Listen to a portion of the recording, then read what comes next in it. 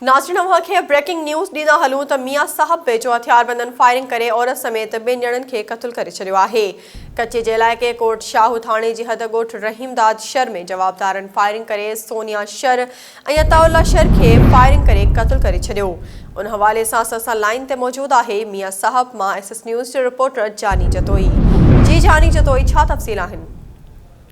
जी बिल्कुल, मां अव्हांखे ॿुधाईंदो हलां त खानपुर तालुके जे कच्चे वारे इलाइक़े कोट शाहू थाणे जे हद ॻोठ रहीमदाद शर वासी मुस्माद सोनिया शर ज़ाल अनवर ऐं अताउल्ला शर हथियारबंदनि जी फायरिंग में क़त्ल थी विया आहिनि। पुलिस वाक़े वारे हंधि पहुची लाश ज़रूरी कार्रवाई लाइ खानपुर अस्पताल मुंतक़िल कयो आहे।